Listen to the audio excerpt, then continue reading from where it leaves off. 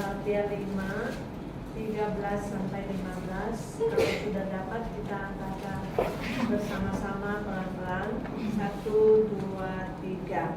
Saudara-saudara, memang kamu telah dipanggil untuk merdeka, tetapi janganlah kamu mempergunakan kemerdekaan itu sebagai kesempatan untuk kehidupan dalam dosa, melainkan layanilah seorang akan yang lain oleh kasih. Sebab seluruh hukum Taurat tercakup dalam satu firman ini, yaitu kasihilah sesamamu manusia seperti dirimu sendiri. Tetapi jika kamu saling menggigit dan saling menelan, awaslah supaya jangan kamu saling membinasakan. Bapa di surga, kami menenangkan diri sejenak. Kamu untuk mempelajari firman-Mu yang telah tertulis di Galatia. Tuhan, buka hati dan pikiran kami supaya kami mengerti apa yang dimaksud oleh tulisan ini. Terima kasih Bapa, kami serahkan waktu ini sepenuhnya ke dalam tangan-Mu. Dalam nama Tuhan Yesus kami berdoa. Amin. Ya. Sungguh ayat ini mengingatkan kepada kita bahwa kita harus benar-benar mengerti tentang kemerdekaan yang kita peroleh. Bagaimana awalnya kita adalah seorang yang sangat berdosa. Dosa yang kita perbuat itu sepertinya kecil, sepertinya tidak berarti. Tapi Tuhan Yesus berkata, ada sedikit dosa saja kita sudah tidak bisa sampai kepada surga. Untuk itulah dia berkata, saudara-saudara, memang kamu telah dipanggil untuk merdeka. Orang yang merdeka itu bebas melakukan apa saja.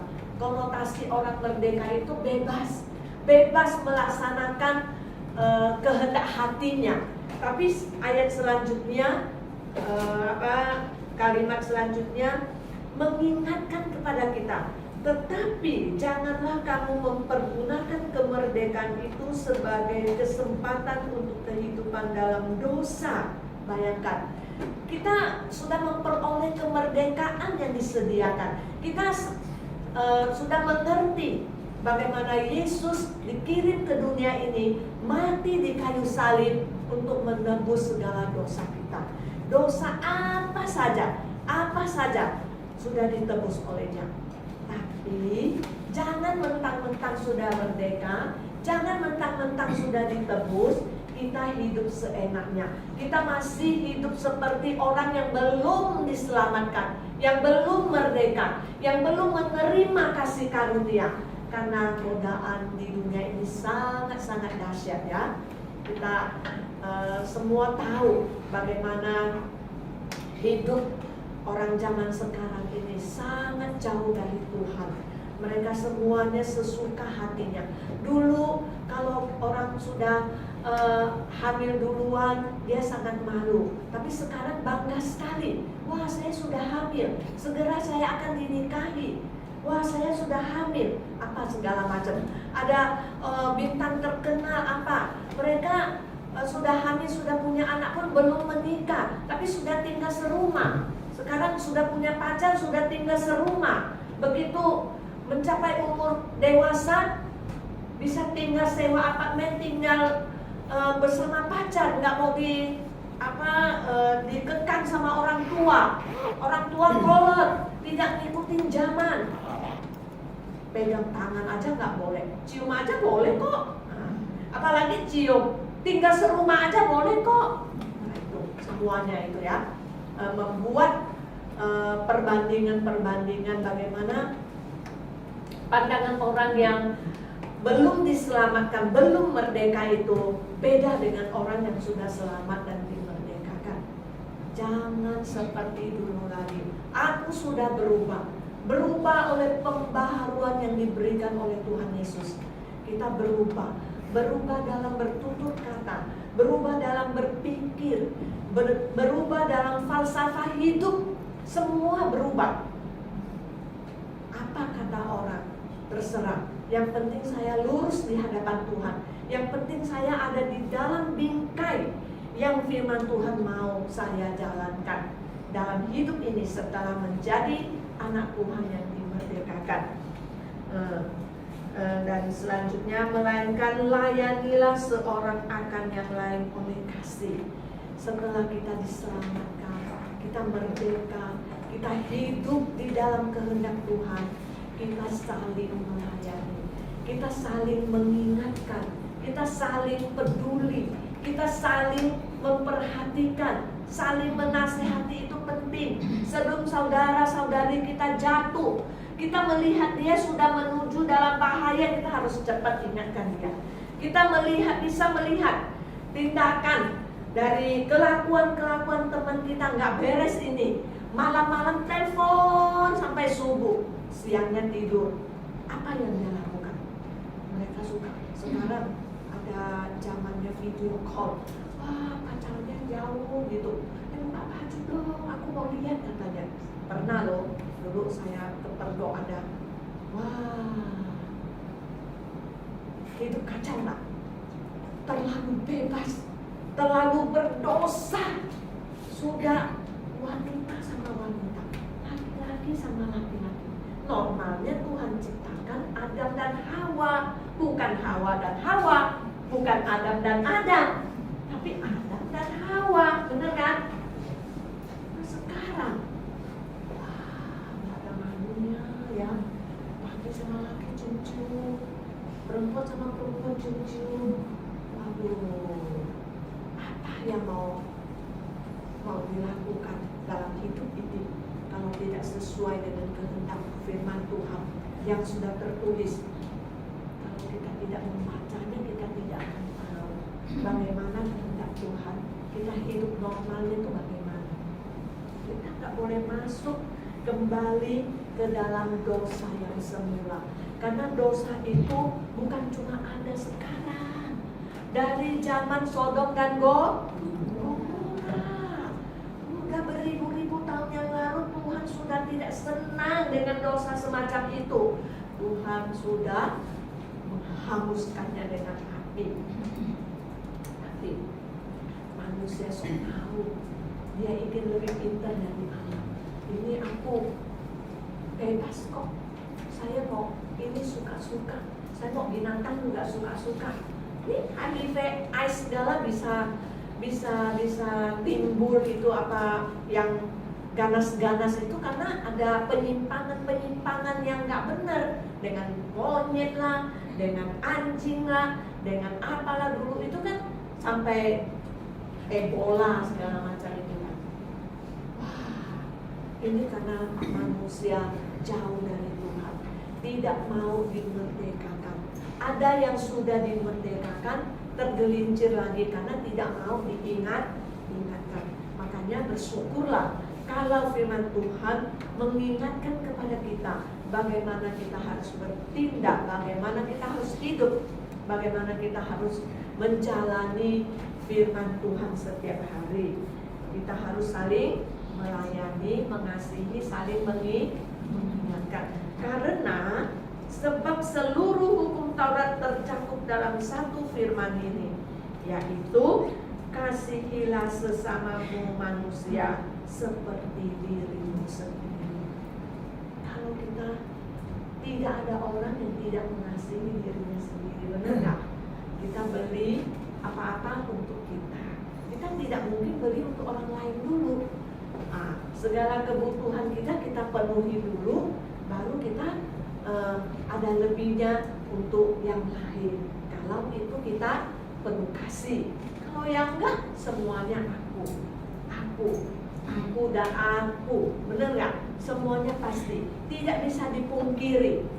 Tapi firman Tuhan mengajarkan kepada kita untuk berbagi. Biarlah kelebihan yang ada, biarlah apa yang ada sama kita bagikan kepada yang lain, yang membutuhkan, yang sangat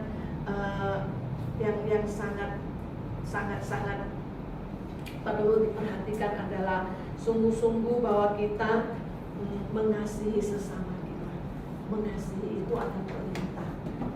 Pertama adalah kasihilah Tuhan Allahmu dengan segenap hatimu, segenap pikiranmu, segenap akal budimu, semuanya segenap gitu ya. Harus sepenuhnya, nggak boleh separuh-separuh, nggak boleh tinggal sedikit sisa 10%, nggak boleh. Kita harus sepenuh hati, sepenuh pikiran untuk mengasihi Tuhan. Dan Tuhan memerintahkan kita yang kedua adalah mengasihi sesama kita, karena sesama kita perlu perhatian kita, perlu peringatan dari kita. Kalau enggak, dia akan jauh dari Tuhan. Semua orang tidak ada yang sempurna, semua orang tidak ada yang pasti bagus gitu. Ada saatnya lemah, ada saatnya dia merasa dingin, ada saatnya dia merasa bosen gitu. Tapi kalau ada teman sesama iman yang menghangatkan, yang mengingatkan, yang menasehati, yang mengasihi, semuanya itu betapa indahnya. Sebelum kita jauh dari Tuhan, sebelum kita jatuh kembali, kita sudah diangkat, kita sudah digandeng, kita sudah dibimbing, kita sudah dipegang dan kembali ke jalan yang benar. Betapa indahnya, benar nggak? Marilah kita belajar seperti itu setiap kita, karena kita merindukan tidak ada satupun yang kembali kepada dosa yang tidak Tuhan inginkan. Ayat 15, tetapi jikalau kamu saling menggigit dan saling menelan, awaslah supaya jangan kamu saling membinasakan. Yang paling tidak dikehendaki adalah kita saling dengki, saling iri, saling menjatuhkan, saling berantem, menggigit katanya. Aduh, kayak Blackie aja ya. Iya, yang gigit-gigit itu kan, aduh, yang susah dikasih tahu, bener nggak? Kita kan manusia yang paling sempurna. Masa kita seperti yang kurang sempurna, bener nggak? Pakai gigit-gigit segala. Aduh, ada nggak sih berantem yang gigit-gigit? Cewek ya, ada ya. Cewek zaman dulu tarik-tarik rambut, gigit-gigit gitu ya. Tapi cewek zaman sekarang belajar karate. Berarti nggak pakai gigit lagi, pakai tasjam. Waduh, bahaya sekali ini ya. Kita tuh diingatkan, kamu jangan saling menggigit dan menelan. Ampun, sudah gigit telan lagi. Emang kita makan. Nah, nggak boleh. Istilahnya tuh bener-bener nggak ada perselisihan aja kita harus malu. Kita tuh nggak boleh ada yang berantem, ada yang berselisih gitu sebenarnya gitu ya. Kalau ada salah paham, diomongkan. Kalau ada yang tidak berkenan, ditanya, benar nggak begitu, benar nggak begini gitu. Kita harus benar-benar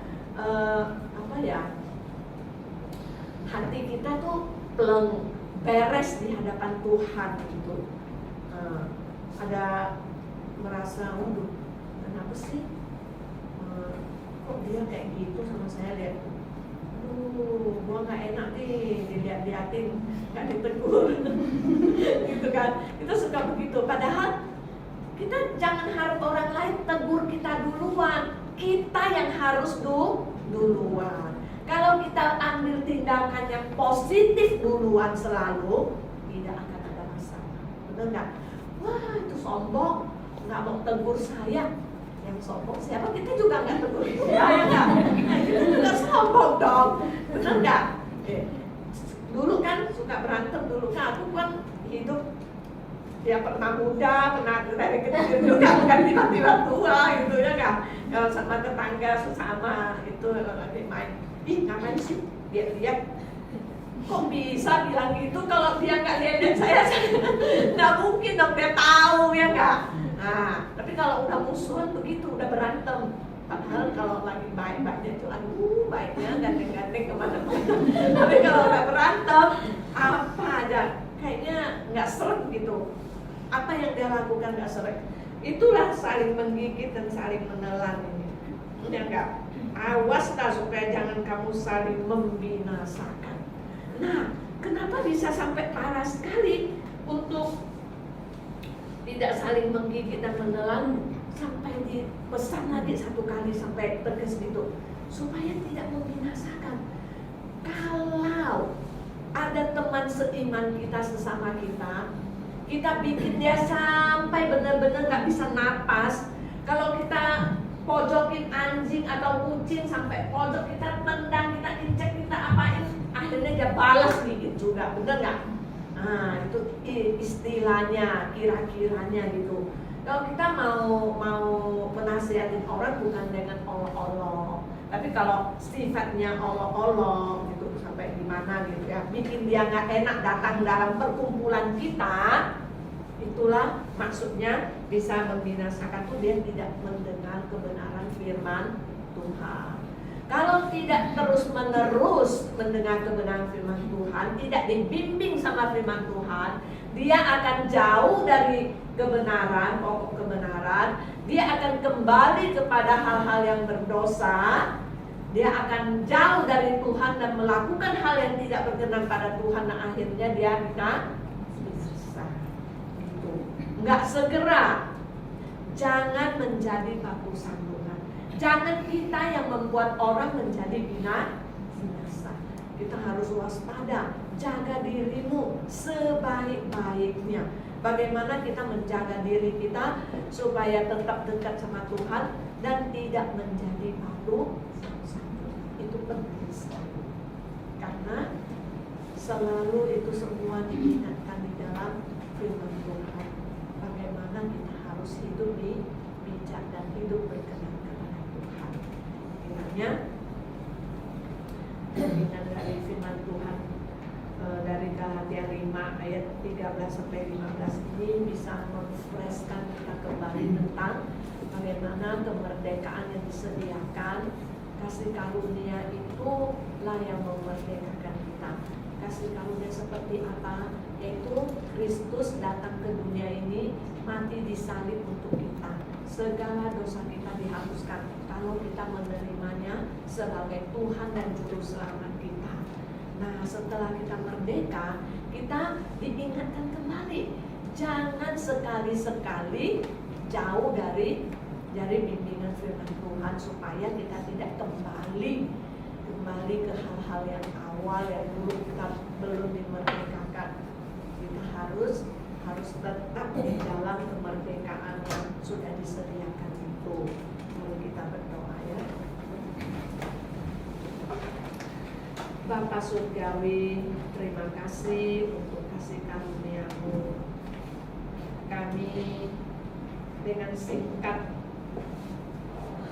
mengingat kembali firman Tuhan yang tertulis dalam Galatia 5 ayat 13 sampai 15. Tolonglah kami supaya seterusnya kami mengingat akan peringatan yang diberikan, sehingga kami boleh tetap di dalam Engkau dan mengasihi sesama kami, sehingga kami tidak menjadi batu sandungan. Terima kasih Bapa, kami serahkan semuanya ini ke dalam tangan-Mu. Dalam nama Tuhan Yesus kami berdoa.